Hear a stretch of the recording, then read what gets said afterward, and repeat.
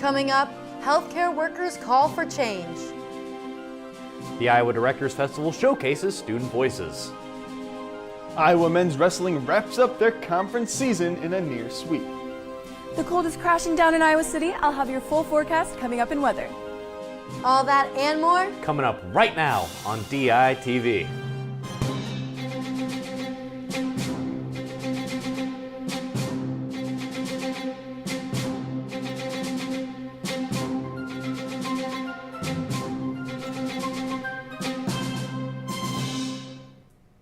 Good morning from Iowa City. It is Monday, February 17th, and I'm Hannah Lipsky. And I'm Jordan Tovar. And the third member of our team, Annika Perez, is live in the Adler Journalism Building Rotunda to tell us today's weather story. Annika, it's freezing outside. What are the hopes of it getting warmer?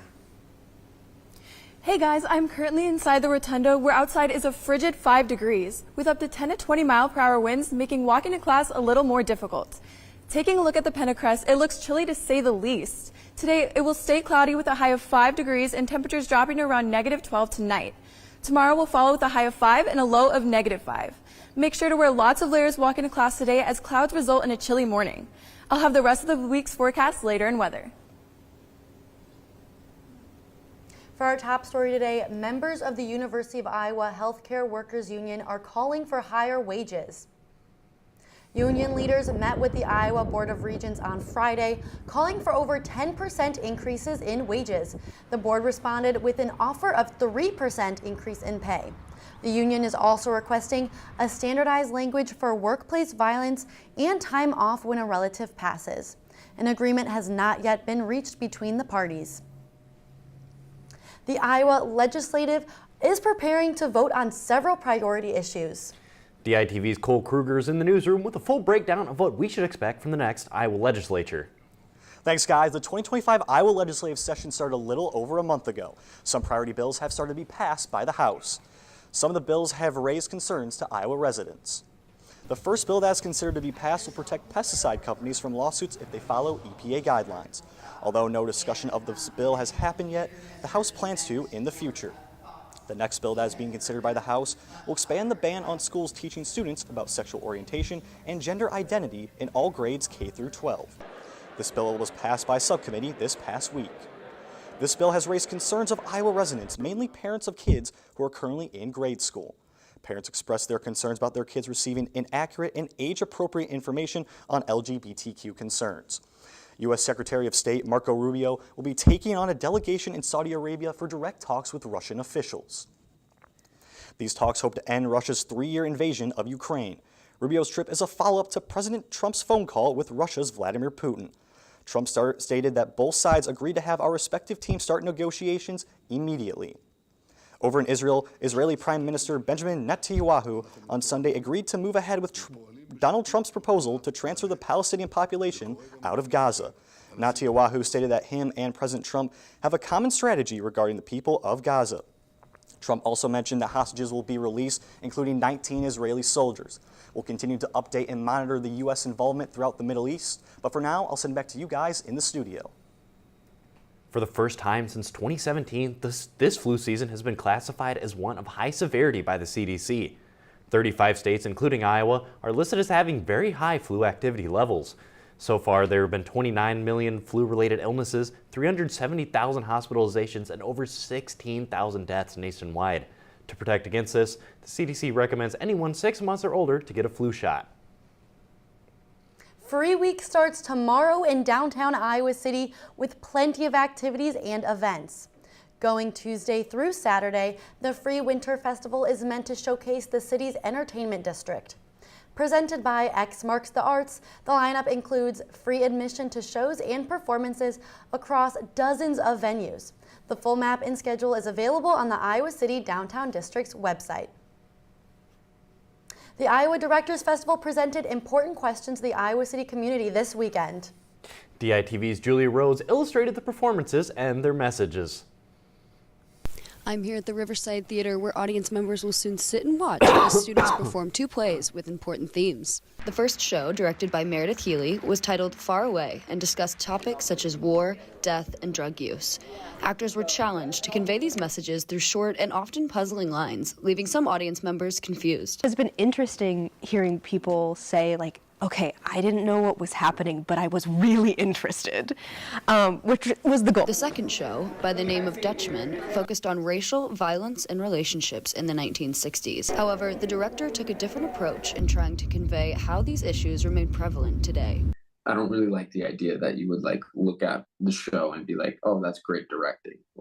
I think it's about the story, and I think it's a really good story, and I think I've seen it resonate with people. Both plays were put on at an opportune time as they were commenting on issues that currently plague America and the rest of the world. People also said it's just reminiscent of like certain things in the news today or kind of society at large. There is this general tension in this world. Audiences may leave with questions unanswered, but the impact of the storytelling and directing will also follow. This may be closing night for these 2 shows, but the Iowa Directors Festival is far from over. Now, Jordan, I didn't get a chance to see this festival because I've been busy with my own rehearsals, but I've heard some great stuff coming out from other people. And you know, these shows are really important because they were picked by the MFA directing candidates with the department, and a lot of them actually gotten threatened and were told to shut down because of the topics they covered. I mean, that's just absolutely crazy. And I mean, there's always so much cool stuff going on around the art scene in Iowa City. I mean, I've got to say it's probably one of my favorite parts. Yeah, definitely. And DITV's entertainment show, Word on the Street, will have the full coverage later this week. And coming up later, turtles might be the closest thing we have to superheroes. And a look at the weather for the week ahead and weekend recap for Hawkeye Sports. All that and more after this break. In Iowa City, history is being made every day, and DITV is capturing it all. The future of our nation. I'm here at Big Grove Brewery, where the Johnson County Democratic Party is hosting one of many Wisconsin, which has been an influential county in American election history. In Las Vegas, Nevada, where a few hours from now polls are going. Historic careers. And despite the slow start, the Hawkeyes still managed to get their first win of the season. Disappointing night on the West Coast for the Iowa Hawkeyes, not just because of the loss. For Iowa, defensively, they played a full 4 quarters, but offensively. Student experiences. I'm at the Ped Mall in downtown Iowa City, the center for nightlife. I'm here at the Ped Mall, where Iowa City residents come downtown to celebrate a beloved Hawkeye tradition. The Iowa City Animal Care and Adoption Center, where volunteers are working round the clock to get these animals adopted. Politics, sports, and art.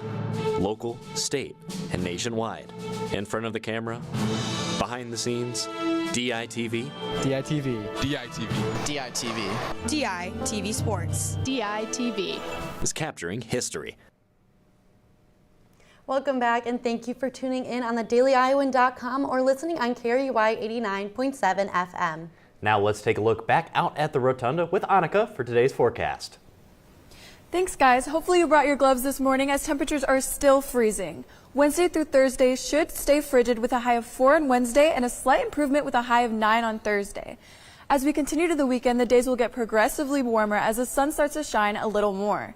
Saturday looks like a paradise compared to now, with very welcome high in the mid-20s and a low in the mid-teens.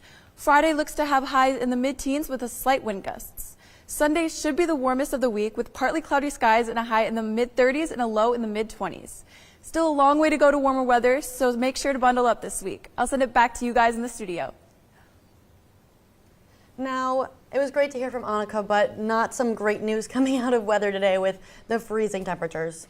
I mean, yeah, like I said earlier, it's been absolutely freezing out. I mean, my hair was freezing to my head this morning. Yeah, definitely. And I don't know about you, Jordan, but I haven't been keeping up too much with some Hawkeye sports going on, but I did hear that they weren't too much going on here in Iowa City this weekend. Yeah, not too much going on. They're all away, you know, depending on how you look at it, not too much to look at the past couple days, but some sports fared better than others. So for a full recap of Hawkeye sports this weekend, we'll have Brady Barrand. Well, you guys said it right there. The majority of Hawkeye athletics was on the road this weekend, but the Iowa men's wrestling team stayed put in Carver Hawkeye Arena, where they took down the Northwestern Wildcats. DITV's Elise Gann followed the action. In their conference finale, the third-ranked Iowa men's wrestling team conquered the Northwestern Wildcats in a landslide win, 37-3. To start things off, the Hawkeyes took their only loss out of all 10 bouts, giving Northwestern the only points they'd score all day. Despite Miguel Estrada's loss, things only started to look up from there for the Hawks. In the 165 weight class, Michael Caliendo came in strong to give Iowa its first win of the afternoon, with Nelson Brands following suit, getting his first victory since being on the IR. It's been a long road since December, and just dealing with things that are never fun to deal with, so being able to finally step on the mat again was great. The rest of the team all came up with wins as well, collecting a total of 4 Tech Falls to give Iowa its final Big Ten win before a tough top 3 matchup coming up. Way to get it going, way to put points on that board, way to score takedowns. We got to keep it moving the right direction. That's where we're at. Oklahoma State, 1 week. Tom always stresses be ready, so whether you get the chance to go today or you don't get the chance to go at all, it don't matter, because you're still trying to be the best person you can be on the mat and outside of the mat, and I think that's the best part about this program for sure. Although they've closed out their regular season of conference play, the Hawkeyes still have one more massive duel against Oklahoma State. From Carver Hawkeye Arena, Lee Scan, DITV Sports. The wrestling team clinched a second-place finish in the Big Ten with their win yesterday. The Hawkeye men's basketball team fell to the 25th-ranked Maryland Terrapins 101-75 yesterday. Iowa led 51-47 at halftime, but Maryland battled back, outscoring the Hawkeyes by 30 points in the second half to defend their home court. Price Sanford led the way for the Hawkeyes with 15 points and 3 rebounds, while Maryland was led by Jacoby Gillespie and his 26 points, 5 rebounds, and 7 assists. Iowa will return home to take on Oregon on Wednesday. But the gymnastics team was also here at home last night, and they took down the 26th-ranked Illinois Fighting Illini. They were spurred on by an elite performance from the floor, where the Hawks scored a season-best 49.375. They were led by Hannah Castillo's 9.950 and Emily Erb's program record-tying 9.975. Iowa also posted a season high on the beam, securing a score of 49.175. Now, there was also some action in the southern portion of the country for Hawkeye sports. DITV's Colin Crithers joins us in the studio with an update on Iowa baseball and softball's weekend getaways. Yeah, Brady, Iowa baseball and softball both hit the diamond this past week in the first series of the year for baseball and the second weekend of action for softball. First, it was baseball, who dropped 2 of their 3 games in their opening series against the USF Bulls. In their one win on Saturday, however, junior pitcher Aaron Savory sliced and diced for a career-high 10 strikeouts that went on into the 7th inning. Now, the softball team fared a little better, a little westward in Texas. They faced Abilene Christian and East Texas A&M in a doubleheader on Friday, and again twice on Saturday. The softball team went 4-0 on the weekend, where 3 of their 4 games ended just after 5 innings due to Iowa's tremendous leads. Both teams will be back in the warm climate of Florida this upcoming weekend, but for now, I'll throw a fastball back to you, Brady. Thanks, Colin. Now, I wasn't much of a baseball player growing up, so I probably dropped that fastball, but we're going to go somewhere I'm a little more comfortable, and that's the hardwood, where the Iowa women's basketball team will take on the 9th-ranked Ohio State Buckeyes later this afternoon. The Hawkeyes are now on their longest Big Ten win streak of the season with 6 straight victories. But the Buckeyes only have 3 Big Ten losses, one to top-ranked UCLA and top 10-ranked USC. All the winter sports are starting to die down and head into tournament season, but we've got the spring sports heating up as well, running right straight towards the Big Ten season there. So for now, I'll send it back to you guys. Thanks, Brady. Now, Jordan, as sad as it is that these winter sports are kind of closing up, coming to an end, it's exciting that the spring ones are starting and the spring weather's hopefully coming soon. Yeah, and I mean, I like to go to baseball games, softball games, all the spring sports. So much excitement. Yeah, for sure. Now, did you see that sea turtles have superpowers? I know that sounds far-fetched, but a recent study suggests that the Earth's magnetic fields help sea turtles find nesting and feeding areas, among other things. It causes them to do a dance, which is all part of the process for them to find the previous feeding and nesting areas. Now, thank you for joining us online or listening to KRUI 89.7 FM. We are live here from Iowa City every Monday, Wednesday, and Friday at 8:30 a.m. on online anytime at thedailyiowan.com. For Cole Kruger, I'm Jordan Tovar. And for Anika and Brady, I'm Hannah Lipsky. See you again Wednesday morning right here on DITV. Now stay tuned for DITV Sports Show In the Zone.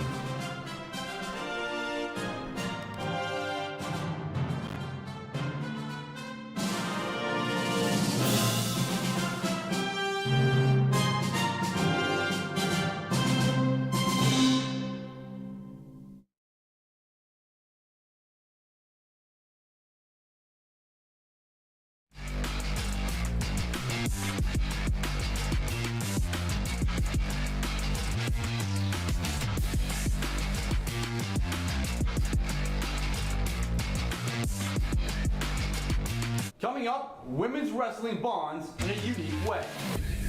And later, a Hawkeye transfer continues her hot streak. Welcome to DITV Sports In the Zone. I'm Colin Carruthers. And I'm Elise Gann. We are going to give you a look at everything going on in Hawkeye athletics. And Elise, when we look at what happened this past week, it just feels like we take a deep breath, and not that I love it, but there wasn't too much going around Iowa City this week. No, only 3 home appearances all across Iowa athletics. Yeah, well, with only 3 appearances, let's just see what they looked like through Iowa athletics this past week. Starting off with women's basketball at home against the Rutgers Scarlet Knights on Thursday, February 13th. Had a little bit of a slower scoring game, but Lucy Olsen taking control, doing her thing, turned it into the mid-range shot to the Lucy Olsen shot. She dropped 27 points on their way to win 55-43 over the Scarlet Knights.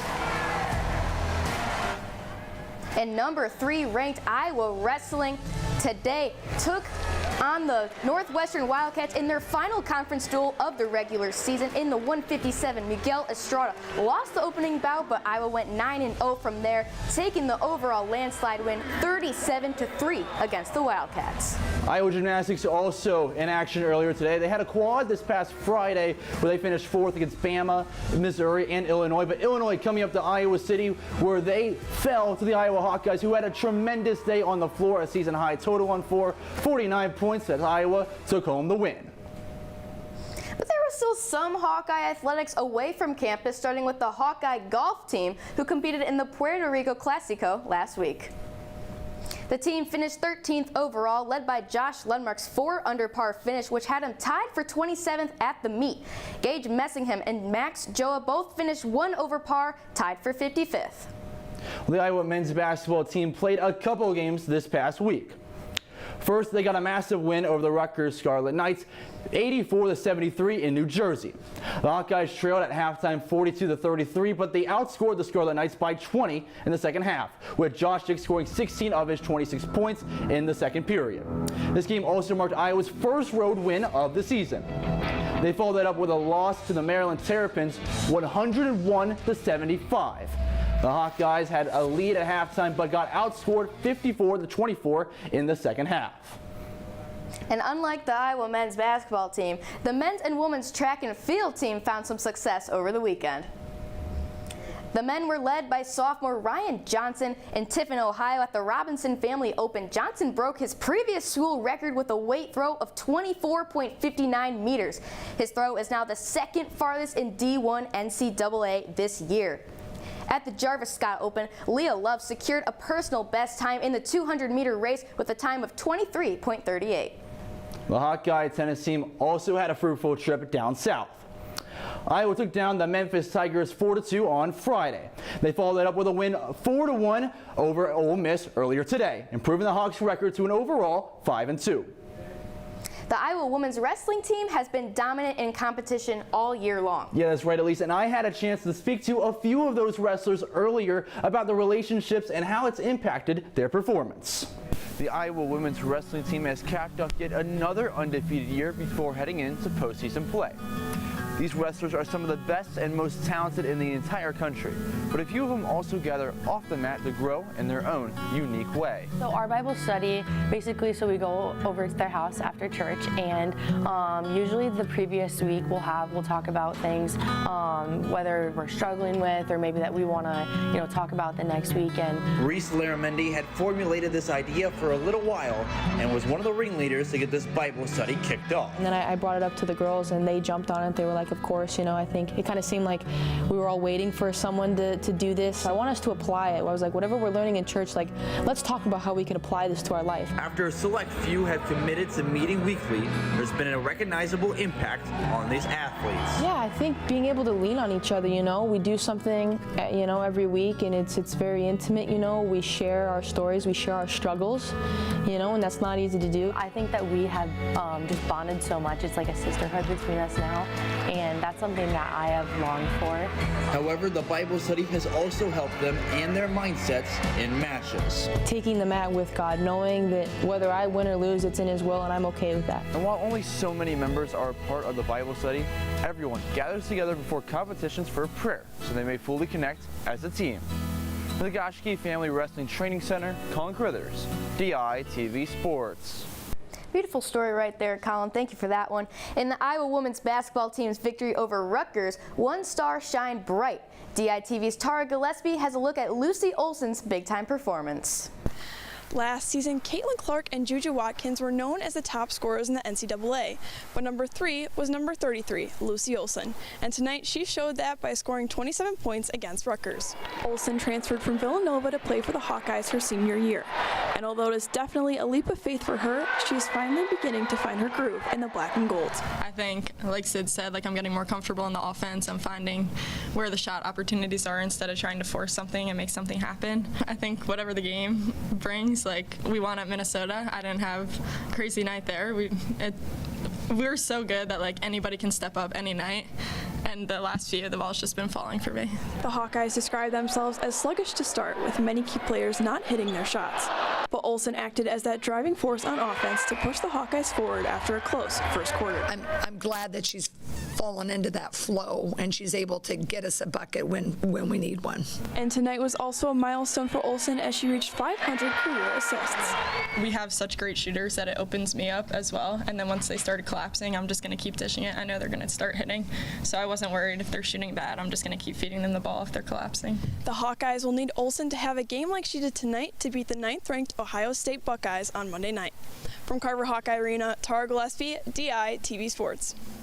Well, now that we've had a chance to see what happened last week for Iowa athletics, it's time to look at where Iowa stands in their major sports teams. That's right. We had DITV's Joel Keller in the studio with us. Joel, was there some movement in the standings this week? Thanks, guys. Yeah, a lot of movement here on my board. The Big Ten standings here, starting with men's basketball. They had a good little week at the beginning of the week with their win over Rutgers, which gets them over 15th ranked Rutgers, so they're sitting at 14th, just flirting with this red line here, which if they get below it, they're not going to make the Big Ten tournament, but they're staying above. Rutgers looks like they're going to lose to Oregon at the time that we are filming, so that will stick as we head into Monday. Moving into women's basketball, where the Hawkeyes fare much better. They've gone on a 6-game winning streak after that 5-loss stretch there in the middle of the season. They are now aren't too far away from making it into the top 4, getting some buys in the Big Ten tournament. They got a big opportunity to move up in the standings with Ohio State coming up on Monday. So that will be a game to watch for March. Moving on to men's wrestling, where we wrapped up the Big Ten regular season today. Iowa not able to get a share of the Big Ten championship with Penn State beating Illinois earlier, but they finished in 2nd place and are in good standing going into the Big Ten tournament. We've got Oklahoma State next week and then Nationals coming up in March. And finally, in gymnastics, Hawkeyes got that win against Illinois, and now they're sitting in the middle of the pack, not too far away from the top. They just got to get hot, string together a couple of wins, and they can be sitting in the top 4 here soon. Back to you guys. Well, thank you, Joel. Always nice to see where things are standing as we get closer to the postseason play for a lot of sports. But with the limited action at home this past week, we were only hitting so much for the top 5, but there were still some really cool plays. So let's start off with the number 5 in the zone's top 5 plays of the week. First, from women's basketball, Lucy Olson getting a pass from Taylor McCabe, open on the left side and firing away a 3 on her way to 27 points and Iowa's win over Rutgers. Play number 4, Nelson Brands versus Aiden Vanderbush. Brands doing that spin around takedown and winning by tech fall 21-5. Well, we'll get to the rest of our top 5 soon, but first, the women's basketball team has a busy week ahead of them. First, they'll head to Columbus to take on the 9th-ranked Ohio State Buckeyes on Tuesday. Iowa is hot on a 6-game win streak, but the Buckeyes have been on one of the best teams in the conference all year long. Their only losses coming to top-ranked UCLA and top 10-ranked USC and Penn State in a close one on the road. Then Iowa hosts UCLA a week from today. The Bruins were perfect all year long until they ran into Juju Watkins and USC.